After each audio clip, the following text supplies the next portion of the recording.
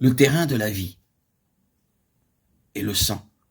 Ils l'ont vaincu à cause du sang de l'agneau. Je ne vais rien considérer comme ennemi et je vais courir le risque de vous ennuyer par la répétition de choses tellement connues. Quand nous citons ce passage d'Apocalypse 12, 11, ils l'ont vaincu à cause du sang de l'agneau, libérons complètement nos pensées de l'idée que cette victoire à cause du sang est une question de recours à une phraséologie, c'est-à-dire qu'ils se sont emparés de la parole et se sont mis à lancer de façon objective à la tête de l'ennemi.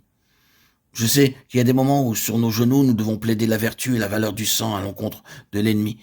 Mais cette question ne peut être traitée à la même manière d'un docteur qui prescrirait une ordonnance et appliquerait un remède de façon un peu mécanique à une certaine affection diagnostiquée.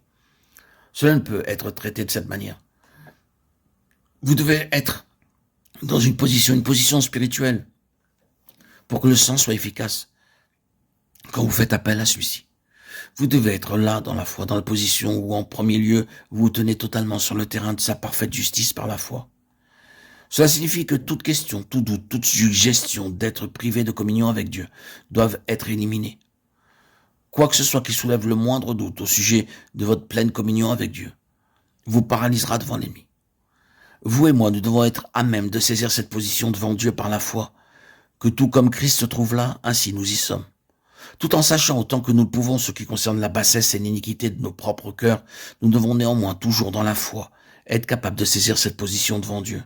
Sa justice est la mesure de notre justice. C'est une position extraordinaire, quelque chose qu'aucun mortel n'oserait s'arroger si ce n'était dans la parole de Dieu. C'est là la base. Et quoi que ce soit sur notre conscience qui entame notre assurance est une chose paralysante en présence de l'ennemi. Nous devons tout d'abord régler cette question sur la base de ce que le sang représente pour nous, devant Dieu, comme témoin d'une vie incorruptible. Et bien sûr également tout ce sur quoi l'Esprit lui-même met le doigt et dit « Regarde ici ». Ceci est quelque chose dans laquelle tu persistes, quelque chose où tu agis volontairement, de ta propre initiative et sciemment, qui n'est pas conforme à la pensée de Dieu. Tu dois le rejeter. Autrement, nous sommes défaits en présence de l'ennemi, et il a l'avantage. C'est une condition par la foi, et en marchant dans la lumière, qui nous amène à une position d'ascendance sur l'ennemi, qui est l'unique base sûre et juste de témoignage. Aboutissons au témoignage. Le témoignage a pour préalable cette condition. Ainsi, ne pensons pas à utiliser des phrases en face de l'ennemi. C'est l'occupation d'une position qui paralyse l'ennemi, une position inexpugnable. Et tout ce qu'il peut faire est de tourner autour, essayant de trouver un moyen d'entrer. Le sang est la base du témoignage.